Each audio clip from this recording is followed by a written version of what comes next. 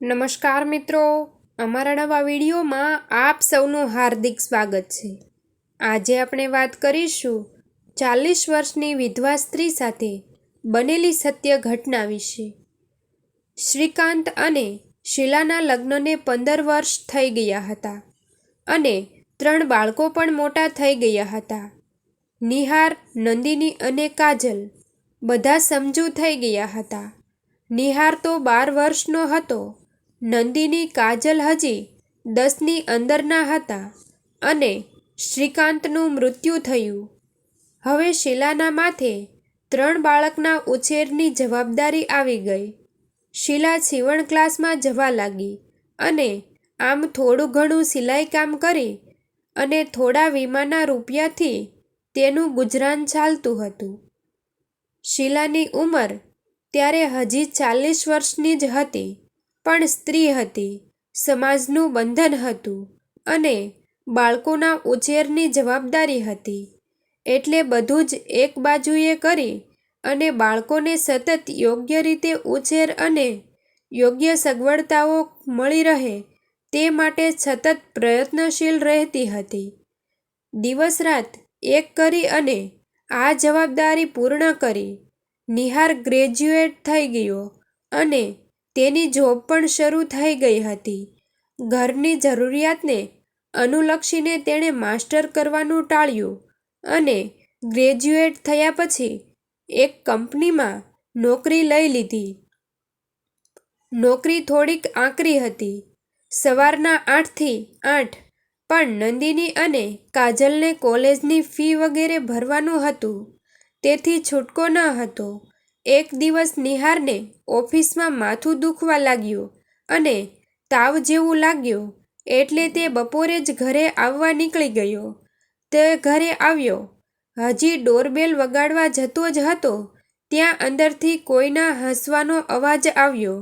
નિહાર ચોંકી ગયો કે અંદર કોણ હશે, કારણ કે બંને બહેનો તો અત્યારે કોલેજ હોય, તો પછી અહીં કોણ? અને તેણે ડોરબેલ વગાડવાનું માંડી વાળ્યું અને ખબર નહીં તેના મનમાં શું આવ્યું તે તેણે બારીમાંથી અંદર જોયું। અંદર એક પુરુષ હતો, જેની સાથે તેની મા વાત કરી રહી હતી અને પેલો પુરુષ તેની માતાનો હાથ પકડીને કહી રહ્યો હતો કે તું એકવાર તારા સંતાનો સાથે વાત તો કર, તેઓ સમજે પણ ખરા। અને તેના મગજમાં ન જાણે કંઈક ખરાબ વિચાર આવી ગયા અને અત્યાર સુધીની મા પરની શ્રદ્ધા અને ભક્તિ જાણે ગુલ થઈ ગયા। તે ઘરેથી પાછો જવા લાગ્યો, ત્યાં જ બારણું ખુલ્યું અને પેલા પુરુષ બહાર નીકળ્યો। મા આત્મીયતાથી તેને આવજો વગેરે કહેતી હતી। તે એક બાજુ છુપાઈ ગયો, મા તેને જોઈ ન જાય એટલા માટે। તેના મનમાં ઘણા જ પ્રશ્નો હતા અને તેના જવાબો પણ તેને જોઈતા હતા, પણ તે ચૂપ રહ્યો। પણ માંથી એક દૂરી થઈ ગઈ, અંદરને અંદર તેને આ વેદના કોરી ખાતી હતી। તેણે ઘર છોડી દીધું, કોઈને પણ કંઈ કીધા વગર। શીલા ચૂપ થઈ ગઈ, સમજીને પણ તેને એ વાતનો ખ્યાલ તો આવી ગયો કે નક્કી નિહાર તેને સંકેત સાથે જોઈ ગયો છે। સંકેત શીલાને ઘણા વખતથી ઓળખતો હતો, એટલે કે શ્રીકાંત કરતાં પણ પહેલા। બંને એક જ ગામમાં રહેતા હતા અને સાથે જ ભણતા હતા, પણ કોઈ વ્યવહાર નહોતો। શીલાના લગ્ન થયા અને શ્રીકાંતના મૃત્યુ પછી પણ તે શીલાને હમણાં છેલ્લા 4-5 મહિના પહેલાં જ ઓચિંતાનો મળી ગયો અને બંને એકબીજાની વાતો કરી ત્યારે તેણે જાણ થઈ કે શીલાના પતિ આ દુનિયામાં હાજર નથી। સ્ત્રી હોય તો શું થયું, સાથની તો તેને પણ જરૂર પડે છે ને। એટલે મિત્ર ભાવે બંને જણા મળતા હતા અને ક્યારે ક્યારે આ રીતે તે ઘરે પણ આવતો। તેણે નિહાર મળી જાય તો બધું સ્પષ્ટપણે કહેવાનું નક્કી કર્યું, પણ નિહાર મળે તો ને? પછી તો નંદિની અને કાજલ એ પણ ભણી લીધું અને તેના લગ્ન પણ થઈ ગયા। શીલા સાવ એકલી થઈ ગઈ। હવે તો તેણે સંકેત સાથેનો સંબંધ પણ તોડી નાખ્યો હતો. પોતાનો દીકરો ન સમજ્યો તો આ સમાજ તો શું સમજશે? નિહાર તો અમદાવાદ છોડી અને પૂના સેટ થઈ ગયો હતો અને નૈયા નામની એક છોકરી સાથે તેણે લગ્ન પણ કરી લીધા હતા અને અહીં પણ તેને એક દાયકો પૂરો થઈ ગયો. કંપની તેને પ્રમોશન આપ્યું અને તેની બદલી અમદાવાદ થઈ. તે પાછો અમદાવાદ આવી ગયો અને અહીં જ તેનો જન્મ અને ઉછેર થયો હોવાથી તેને પોતાનો અતીત યાદ આવ્યો. પણ તે ભારે જિદ્દી હતો. તેણે માને મળવા જવાનું વિચાર્યું પણ નહીં. નૈયા એક દિવસ કબાટ સાફ કરતી હતી. તેમાંથી તેને એક ડાયરી મળી. કુતૂહલવશ તેણે એ ડાયરી ખોલી અને થોડુંક વાંચ્યું. તેમાં નિહારે પોતાની મા વિશે લખ્યું હતું અને પોતાના ઘરનું એડ્રેસ પણ તેમાં હતું. નૈયાએ નક્કી કર્યું કે એડ્રેસ પર જશે અને નિહારની માતાને મળશે. બીજે દિવસે નિહાર ઓફિસે જતાં જ નૈયા પણ નીકળી અને પેલા એડ્રેસ પર પહોંચી ગઈ. ડોરબેલ વગાડી અને બારણું ખોલતા એક વૃદ્ધ માતાજીએ બારણું ખોલ્યું. તેણે તેની સાથે વાતચીત કરી તો ખબર પડી કે તે નિહારના જ માતાજી છે. તેણે પોતાની ઓળખાણ આપી. શીલા હવે તો સાવ ઉંમર કરતાં એકલતા અને તબિયતને કારણે વૃદ્ધ થઈ ગઈ હતી. તેને જીવવાની કોઈ ઈચ્છા નહોતી, પણ મૃત્યુ ન આવે ત્યાં સુધી જીવ્યા વગર છૂટકો પણ નહોતો. હવે તો શીલાને મળવા નૈયા આ રીતે ઘણીવાર આવતી, પણ નિહારને વાત કરવી કે નહીં તેની અવઢવમાં બંને જણા હતા. એક દિવસ આવી જ રીતે નૈયા નિહારના ઓફિસ ગયા બાદ શીલા એટલે કે માતાજીને મળવા આવીને જોવે છે તો તે તાવમાં તડપતા હતા. તે તાત્કાલિક પ્રાથમિક સારવાર આપે છે. આદુ તુલસીને સુદર્શનનો ઉકાળો પાય છે અને પાણીના પોતા મૂકે છે. તેનું ઘડિયાળ સામે ધ્યાન જ હતું નહીં અને આ બધું કરવામાં ખાસ્સો સમય ગયો.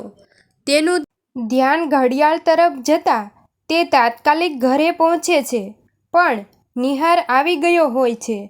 તે ફ્રેન્ડ સાથે ખરીદી કરવા ગઈ હતી એમ કહી દીધું.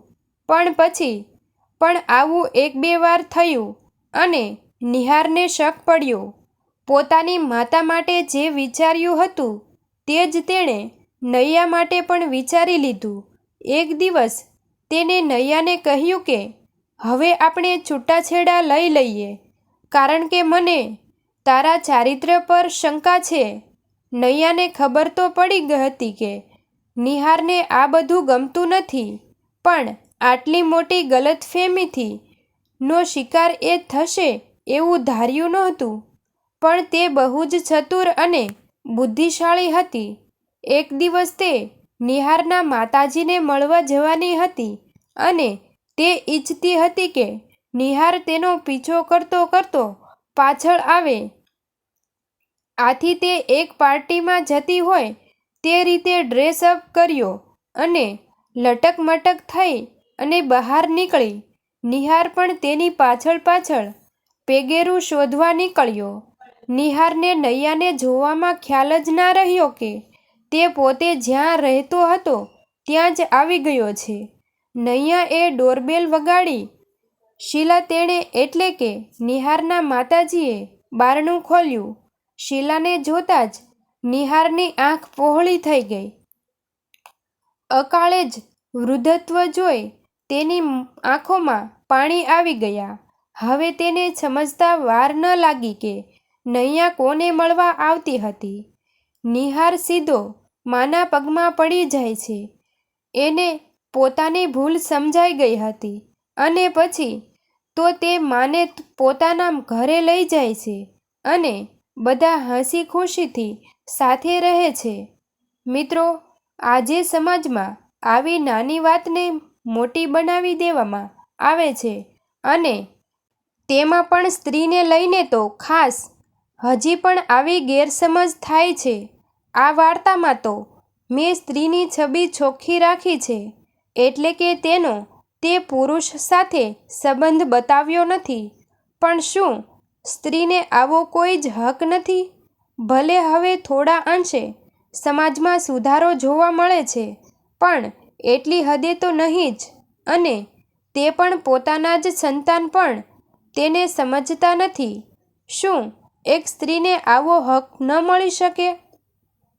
તે પોતાની જવાબદારી નિભાવે પણ બીજા શું કરે છે તેની માટે કેટલી રાત કાઢી હશે તેણે એકલતામાં, તો કેટલા તહેવારોમાં તેનું દિલ રોયું હશે, તો આખા દિવસને અંતે તે પણ પ્રેમ માટે કેવી ઝંખી હશે.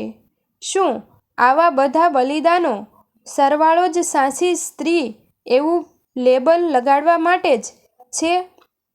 આવા વિચારો પણ કોઈને આવે છે ખરા?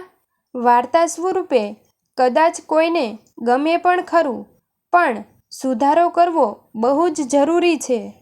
માનસમાંથી સ્ત્રીને લગતી અમુક વાતો જે ઘર કરી ગઈ છે તેને કાઢવી બહુ જ જરૂરી છે.